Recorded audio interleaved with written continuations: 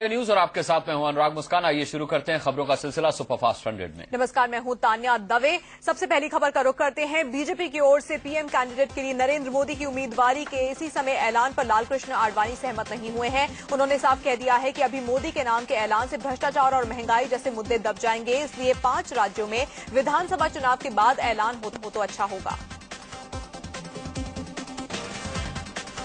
इससे पहले मोदी के नाम पर आडवाणी को मनाने के लिए बीजेपी अध्यक्ष राजनाथ सिंह उनके घर पहुंचे। राजनाथ सिंह ने आडवाणी से करीब आधे घंटे तक बातचीत की, लेकिन सूत्रों के मुताबिक आडवाणी माने नहीं हैं। ऐलान हो तो अच्छा होगा। इससे पहले मोदी के नाम पर आडवाणी को मनाने के लिए बीजेपी अध्यक्ष राजनाथ सिंह उनके घर पहुंचे। राजनाथ सिंह ने आडवाणी से करीब आधे घंटे तक बातचीत की, लेकिन सूत्रों के मुताबिक आडवाणी माने नहीं हैं। राजनाथ से पहले आडवाणी को राजी करने के लिए पूर्व बीजेपी अध्यक्ष नितिन गडकरी ने भी मुलाकात की। मंगलवार रात गडकरी ने आडवाणी के घर जाकर उनसे मुलाकात की। दोनों के बीच 1.5 घंटे तक बातचीत हुई, लेकिन गडकरी आडवाणी को मनाने में नाकाम रहे। मोदी के नाम पर आडवाणी के ऐतराज के बाद ये देखना दिलचस्प होगा कि 13 सितंबर को बीजेपी संसदीय बोर्ड की बैठक होती है या नहीं, क्योंकि अब आडवाणी के आने पर सस्पेंस बन गया है। कहा जा रहा था कि आडवाणी संघ के दबाव के बाद इस बैठक में मोदी के नाम का ऐलान हो सकता है।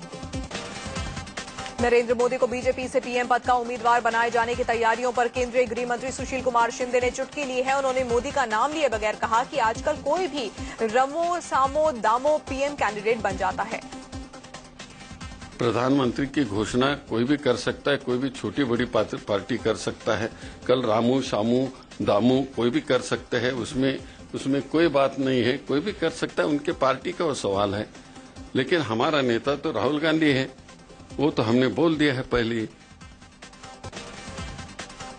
कल नरेंद्र मोदी राजस्थान की राजधानी जयपुर में गरजे तो आज बारी थी राहुल गांधी की। उदयपुर के सलुम्बर में राहुल विपक्ष पर बरसे और लोगों से कहा कि मैंने अपने सपनों के लिए, आपके सपनों के लिए अपने सपने कुचल डाले। हमारे अपने जो सपने हैं, मेरे अपने जो सपने हैं, उनको मैं कुचलना चाहता हूं। आपके जो सपने हैं, उनको मैं अपना बनाना चाहता हूं। सलुम्बर की आदिवासी किसान रैली में राहुल गांधी ने फूड सिक्योरिटी बिल की जमकर तारीफ की और लोगों से कहा कि अब आधी रोटी नहीं बल्कि 3-4 रोटियां खाकर कांग्रेस को वोट देना। हमारे इतिहास में यह पहली बार हुआ है कि इस देश में कोई भी भूखा नहीं रहेगा। गिरजा व्यास जी ने नारा दिया, अभी आधी रोटी खाएंगे, कांग्रेस पार्टी को लाएंगे। ये गलत नारा है। 3-4 रोटियां खाएंगे और कांग्रेस पार्टी को लाएंगे। राहुल गांधी ने यह भी कहा कि सिर्फ सड़कें और हवाई जहाज से देश आगे नहीं बढ़ने वाला। उन्होंने कहा कि विकास जरूरी है, लेकिन उससे भी ज्यादा जरूरी है लोगों का पेट भरा हुआ हो। सिर्फ सड़कों से, हवाई जहाजों से, रेलगाड़ियों से ये देश आगे नहीं जाएगा। ये देश जब आगे जाएगा जब जो लोग उन सड़कों को बनाते हैं, उन पुलों को बनाते हैं, उन रेलगाड़ियों को चलाते हैं, उनके पेट में जब तक खाना नहीं होगा, जब तक उनके पास दवाई नहीं होगी, तब तक ये देश आगे नहीं चलेगा। राहुल गांधी की इस रैली में भारी तादाद में भीड़ जुटी। राहुल भीड़ को देखकर इतने उत्साहित हो गए कि उनके बीच जा पहुंचे। यहां तक कि राहुल बैरिकेडिंग पर चढ़ गए ताकि लोगों से हाथ मिला सके। यहां पर उन्होंने लोगों का हालचाल भी लिया। निर्भया गैंगरेप के 4 गुनहगारों को अब शुक्रवार को सजा सुनाई जाएगी। आज 4 दोषियों की सजा को लेकर सुनवाई सुबह 11 बजे दिल्ली के साकेत कोर्ट में शुरू हुई। दोनों तरफ से दलीलें दी गईं और फिर जज ने कहा कि सजा का ऐलान शुक्रवार को दोपहर 2:30 बजे होगा। निर्भया गैंगरेप केस के 4 गुनहगारों के लिए अभियोजन पक्ष ने इसे रेयरेस्ट ऑफ द रेयर का केस बताते हुए फांसी की सजा देने की मांग की। वहीं बचाव पक्ष ने इसका विरोध किया। बचाव पक्ष के वकीलों की दलील थी कि इन्हें कम से कम सजा देकर सुधरने का मौका दिया जाए। प्रोसिक्यूशन फांसी मांग रहा है और हमारा ये कहना है डिफेंस की तरफ से, नए उम्र के बच्चे हैं, इनका कोई क्रिमिनल रिकॉर्ड नहीं है, परिवार में माँ बाप पूरे हैं, विजय पढ़ रहा था, स्टूडेंट था, शिक्षा ले रहा था, एजुकेशन ले रहा था, और इन हालातों में उसे कम से कम सजा दी जाए जिससे उसे दोबारा संभलने का मौका मिले। अब शुक्रवार को यह फैसला होगा कि निर्भया गैंगरेप के गुनहगार विनय शर्मा, अक्षय ठाकुर, पवन गुप्ता और मुकेश कुमार को क्या सजा मिलेगी। गैंगरेप के गुनहगारों के वकील के खिलाफ साकेत कोर्ट परिसर में लोगों ने मोर्चा खोल दिया। महिलाओं ने इन्हें खदेड़ा और खूब खरी खोटी सुनाई। दरअसल वकील मीडिया से गुनहगारों को कम सजा देने की बात कह रहे थे, जिससे लोगों का गुस्सा फूट पड़ा। निर्भया के चारों गुनहगारों को फांसी की सजा दिए जाने की मांग को लेकर लोगों ने साकेत कोर्ट के बाहर प्रदर्शन भी किया। इन लोगों की मांग थी कि जितना जघन्य अपराध इन चारों ने किया है, उसके हिसाब से फांसी ही इन्हें दी जानी चाहिए। निर्भया गैंगरेप के एक दोषी मुकेश की तरफ से उसके वकील ने साकेत कोर्ट में केंद्रीय गृह मंत्री सुशील कुमार शिंदे के खिलाफ अर्जी लगाई, जिसे खारिज कर दिया गया। अर्जी में कहा कि शिंदे का वो बयान कोर्ट की अवमानना है जिसमें उन्होंने कहा था कि गुनहगारों को फांसी ही मिलेगी। आसाराम के नाबालिग के यौन शोषण के मामले की सीबीआई जांच की मांग को लेकर हाईकोर्ट जोधपुर में एक पीआईएल दाखिल की गई है। याचिका में यह भी कहा गया है कि कोर्ट की निगरानी में यह जांच होनी चाहिए। इस याचिका पर 2 हफ्ते बाद सुनवाई होगी। वहीं पीड़ित लड़की के पिता ने आसाराम का नार्को टेस्ट कराने की मांग की है। पीड़ित के पिता ने कहा कि पुलिस को आसाराम का पॉलीग्राफी टेस्ट और ब्रेन मैपिंग भी करानी चाहिए, जिससे उसका सच दुनिया के सामने आ सके। उधर गिरफ्तारी के डर से भागी भागी फिर रही आसाराम की करीबी और छिंदवाड़ा आश्रम की स्टाफ शिल्पी ने अग्रिम जमानत की अर्जी लगाई है। शिल्पी के वकील ने जोधपुर कोर्ट में यह अर्जी लगाई है, जिस पर गुरुवार को सुनवाई होगी। शिल्पी ने अग्रिम जमानत की अर्जी में दावा किया है कि वो ना तो कभी आसाराम से मिली है और ना ही उनसे फोन पर बात की है। उसने ये भी कहा कि वो छिंदवाड़ा गुरुकुल की वार्डन नहीं बल्कि आश्रम की संचालिका है। शिल्पी ने खुद को बेगुनाह बताते हुए सियासी साजिश की तरह फंसाने का आरोप लगाया है। आसाराम को एक और बड़ा झटका लगा है। गुजरात के साबरकांठा में बने आसाराम के आश्रम को सरकार ने अपने कब्जे में ले लिया है। अवैध रूप से आश्रम बनाए जाने के आरोप के बाद प्रशासन ने कार्रवाई की। आसाराम के इंदौर आश्रम के खिलाफ एक केस कोर्ट में दर्ज किया गया है। इसमें आसाराम के अलावा उनके बेटे नारायण साईं, मध्य प्रदेश के पूर्व मुख्यमंत्री दिग्विजय सिंह को आरोपी बनाया गया है। इस मामले की सुनवाई 17 सितंबर को इंदौर स्पेशल कोर्ट में होगी। दरअसल आसाराम के इंदौर आश्रम के लिए लीज पर जमीन दिग्विजय सिंह के मुख्यमंत्री रहते हुए दी गई थी। आरोप है कि जितनी जमीन लीज पर दी गई उससे ज्यादा पर कब्जा कर लिया गया। मध्य प्रदेश के खंडवा में सरकारी अमले ने आसाराम के आश्रम की जमीन का जायजा लिया और नपाई की। सरकारी अमले में राजस्व अधिकारी और पटवारी शामिल थे। राजस्थान के भरतपुर में आसाराम के आश्रम में अब शिक्षा की घंटी गूंजेगी। कलेक्टर के आदेश पर राजकीय महाराजा बदन सिंह स्कूल का नया भवन बनने तक पढ़ाई का काम आसाराम के आश्रम में ही होगा। आगरा में समाजवादी पार्टी की कार्यकारिणी की बैठक में नाराज बताए जा रहे मंत्री आजम खान शामिल नहीं हुए। बैठक में पार्टी सुप्रीमो मुलायम सिंह यादव व यूपी के सीएम अखिलेश सिंह यादव समेत पार्टी के कई वरिष्ठ नेता मौजूद थे। ऐसे में आजम खान की तरफ से कहा गया कि वो बीमार होने के चलते बैठक में नहीं पहुंच पाए। दरअसल मुजफ्फरनगर हिंसा को लेकर आजम खान अपनी ही सरकार से नाराज बताए जा रहे हैं। उन्होंने पिछले दिनों यहां तक कह दिया था कि मुजफ्फरनगर मामले में जिस तरह से निपटा जा रहा है उससे लगता है कि ना तो सरकार काम कर रही है और ना ही प्रशासन। मुजफ्फरनगर में हालात धीरे धीरे सामान्य हो रहे हैं। हालांकि हर तरफ सेना के जवानों और पुलिस वालों का पहरा लगातार जारी है। गनीमत है कि कहीं से हिंसा की ताजा खबर नहीं आई। यूपी के मुजफ्फरनगर हिंसा में अब तक 40 लोगों की मौत होने की खबर है। हालात नहीं बिगड़े, इसके लिए पूरी मुस्तैदी दिख रही है। आर्मी पुलिस चप्पे चप्पे पर तैनात है। मुजफ्फरनगर हिंसा के लिए केंद्रीय गृह मंत्री सुशील कुमार शिंदे ने इशारों में कुछ सियासी दलों को जिम्मेदार ठहराया है। उन्होंने कहा कि हमने पहले ही अलर्ट किया था कि चुनाव नजदीक आते ही माहौल बिगाड़ने की कोशिश होगी।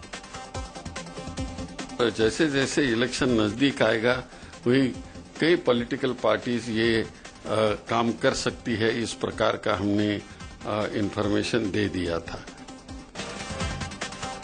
कोयला मंत्री श्री प्रकाश जायसवाल ने कहा कि केंद्रीय गृह मंत्रालय ने मुजफ्फरनगर में हिंसक घटना होने के संकेत पहले ही दे दिए थे, लेकिन यूपी सरकार ने इसे गंभीरता से नहीं लिया।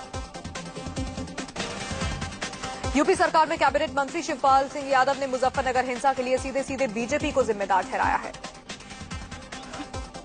कुछ लोग जैसे सांप्रदायिक लोग, भारतीय जनता पार्टी के लोग, कुछ लोग बहुत दिनों से तैयारी में थे, बहुत दिनों से तैयार, लेकिन कोई बल हो, किसी भी दल का हो, कोई सांप्रदायिक हो, उनके खिलाफ हमारी सरकार बहुत कड़ी कार्रवाई। मुजफ्फरनगर हिंसा में आरोपी बनाए गए बीजेपी विधायक हुकुम सिंह ने खुद को बेगुनाह बताया है। हुकुम ने दावा किया है कि उन्होंने महापंचायत में भड़काऊ भाषण नहीं दिया था। मुजफ्फरनगर हिंसा में किसान नेताओं पर केस दर्ज किए जाने का भारतीय किसान यूनियन ने विरोध किया। दरअसल यूनियन के राष्ट्रीय अध्यक्ष नरेश टिकैत और प्रवक्ता राकेश टिकैत पर केस दर्ज किया गया, लेकिन यूनियन का कहना है कि पुलिस बेवजह फंसा रही है। उधर बागपत में बिगड़े माहौल पर काबू पाने के लिए पुलिस के अफसर दिन रात लगे हुए हैं। लोगों से अमन चैन बनाए रखने की बार बार अपील की जा रही है। यूपी के रामपुर में मुजफ्फरनगर हिंसा को लेकर लोगों ने मिलकर गणपति मंदिर में अमन चैन की प्रार्थना की। उत्तराखंड में जून में आई तबाही के बाद केदारनाथ मंदिर में पसरा सन्नाटा आज मंत्रोच्चार के साथ टूट गया। पूजा से पहले मंदिर का शुद्धिकरण और फिर प्रायश्चितीकरण किया गया। इस पूजा में प्रधान पुजारी के साथ बड़ी संख्या में पुरोहित और बद्रीनाथ केदारनाथ मंदिर समिति के अधिकारी मौजूद थे। सुबह 7:45 बजे के करीब मंदिर के प्रधान पुजारी रावल भीमा शंकर लिंगाचार्य ने मंदिर के कपाट खोले और पूजा के लिए गर्भगृह में प्रवेश किया। इस पूजा में उत्तराखंड के मुख्यमंत्री विजय बहुगुणा भी शामिल होने वाले थे, लेकिन खराब मौसम की वजह से वो देहरादून से नहीं आ सके। उत्तराखंड के मुख्यमंत्री विजय बहुगुणा ने केदारनाथ मंदिर में पूजा शुरू होने पर खुशी जताई है। बहुगुणा ने कहा कि उत्तराखंड सरकार की कामयाबी है कि आपदा के महज 86 दिन के बाद मंदिर में दोबारा पूजा शुरू हो सकी। उत्तराखंड में केदारनाथ पूजा को लेकर विवाद बढ़ता जा रहा है। पूर्व मुख्यमंत्री रमेश पोखरियाल निशंक ने चुनिंदा लोगों के पूजा में शामिल होने की बात का विरोध करते हुए कहा कि ये सरकारी पूजा है। संत समाज ने आज से केदारनाथ में हो रही पूजा का विरोध किया है। साधु संतों का आरोप है कि सरकार जल्दबाजी में पूजा करा रही है, जबकि चतुर्मास में पूजा ठीक नहीं है। अभी केदारनाथ मंदिर में फिलहाल किसी भी श्रद्धालु को जाने की अनुमति नहीं दी जाएगी। मंदिर की यात्रा बहाल करने की तारीख तय करने के लिए 30 सितंबर को बैठक बुलाई गई है। केदारनाथ में पूजा शुरू होने पर शिव भक्त खासे उत्साहित हैं। चमोली में लोग विधानसभा उपाध्यक्ष अनुसुईया प्रसाद और शहरी विकास मंत्री प्रीतम पवार से केदारनाथ यात्रा जल्द शुरू करने की मांग करने लगे। केदारनाथ मंदिर को बचाने वाली दिव्य शिला नहीं हटाई जाएगी। उत्तराखंड के मुख्यमंत्री विजय बहुगुणा ने कहा कि 40 फीट लंबी शिला को सहेज कर रखा जाएगा। उत्तराखंड में आई आपदा के बाद से ठप पड़े ट्रैवल्स व्यापारियों ने केदारनाथ मंदिर में पूजा शुरू होने पर खुशी जाहिर की है। हरिद्वार के व्यापारियों ने केदारनाथ यात्रा को जल्द शुरू करने और 2014 मार्च तक का टैक्स माफ करने की सरकार से गुजारिश की है। नजफगढ़ में दिल्ली की मुख्यमंत्री शीला दीक्षित का लोगों ने जमकर विरोध किया। दरअसल यहां के लोग चाहते थे कि ग्राम सभा की जमीन पर स्टेडियम बने, लेकिन सरकार ने यहां पर स्कूल खोल दिया।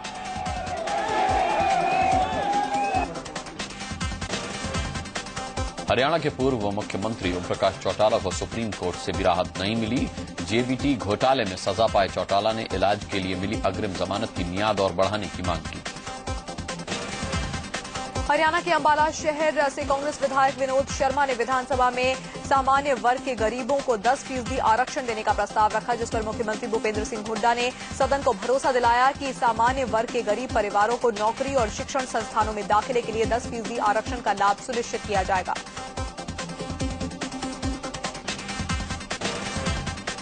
झारखंड को विशेष राज्य का दर्जा दिलाने को लेकर राजनीति तेज हो गई है। कांग्रेस और बीजेपी राज्य को विशेष राज्य का दर्जा न मिल पाने की वजह से एक दूसरे को बता रहे हैं। लोकसभा चुनाव में सियासी दल इसे बड़े मुद्दे के रूप में देख रहे हैं।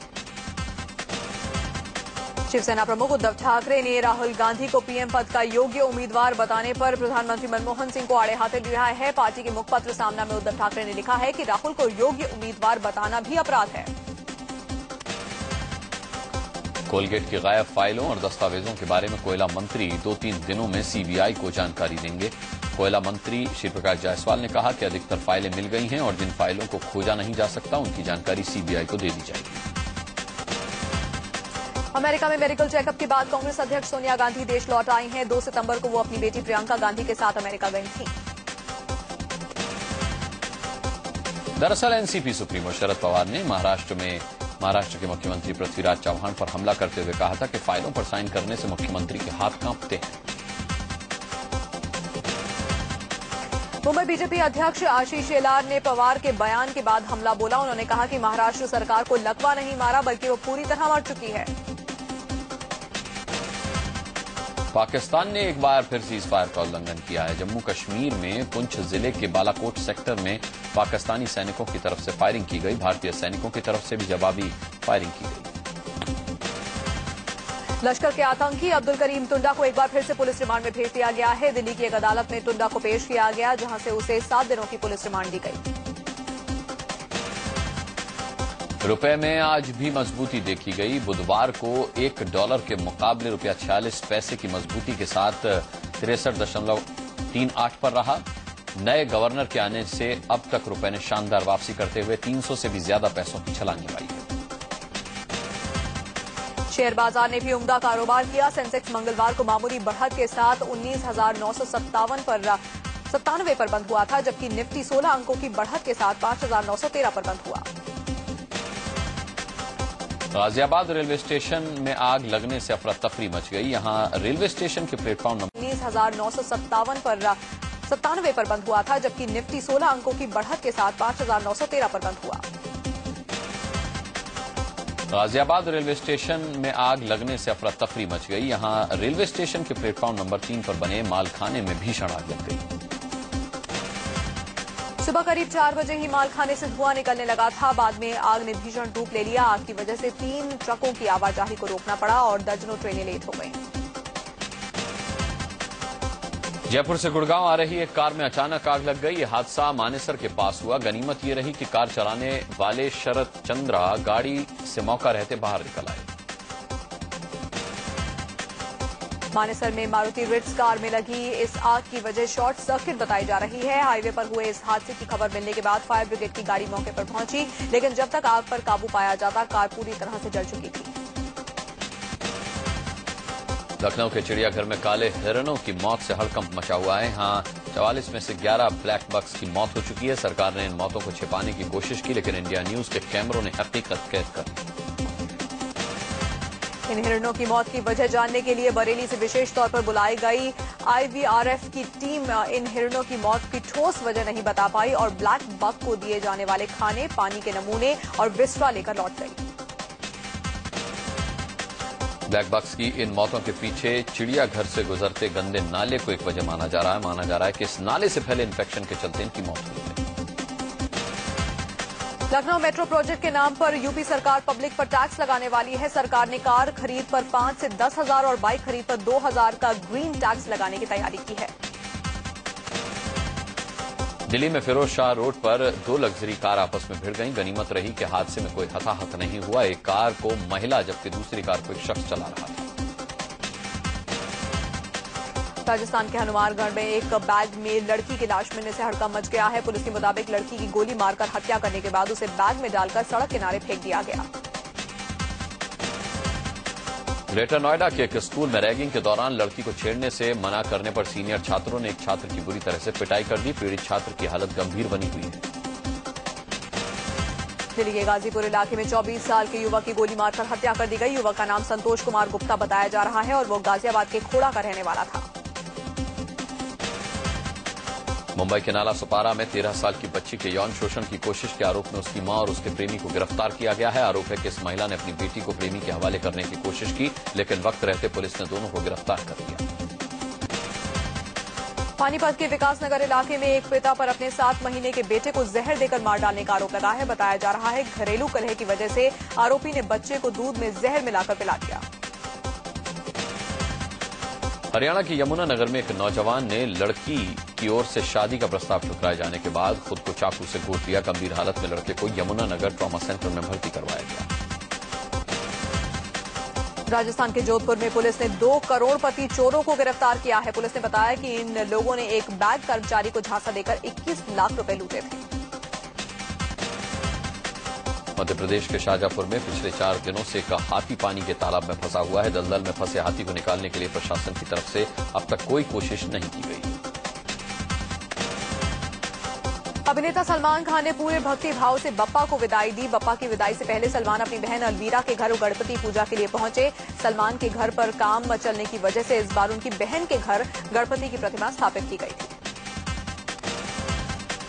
सलमान की बहन के घर बप्पा की विदाई के वक्त अभिनेत्री कटरीना कैफ भी पहुंची। कटरीना कैफ ने भी बप्पा की पूजा में हिस्सा लिया और बाद में सलमान के साथ बप्पा को विदाई दी। गणपति की विदाई के मौके पर सिर्फ कटरीना ही नहीं, सलमान की बहन अलवीरा के घर पर बॉलीवुड की कई हस्तियां पहुंची। इनमें एक्ट्रेस सोनाक्षी सिन्हा, सोनाली बेंद्रे और प्रतीक बब्बर भी थे। मुंबई में कई लोगों ने 1.5 दिन बाद बप्पा को विदाई दे दी। दरअसल गणेश चतुर्थी के दिन गणपति की स्थापना की जाती है और 10 दिन के गणेशोत्सव के बाद बप्पा को विदाई दी जाती है, लेकिन विकल्प के तौर पर 1.5 दिन में बप्पा को विदा करने की भी परंपरा है। मुंबई के गिरगांव में गणपति विसर्जन के दौरान हादसा हो गया। यहां पर जैसे ही लोग विसर्जन के लिए समुद्र में उतरे, करीब 50 लोगों पर स्टिंग रे नाम की मछलियों ने हमला बोल दिया। मछली के काटने से 50 जख्मी लोगों को फौरन अस्पताल में भर्ती कराया गया। बीसीसीआई अध्यक्ष एन श्रीनिवासन की मुश्किलें बढ़ सकती हैं। आंध्र प्रदेश के नेता जगन मोहन रेड्डी की आय से अधिक संपत्ति के केस में श्रीनिवासन को भी सीबीआई ने आरोपी बनाया है।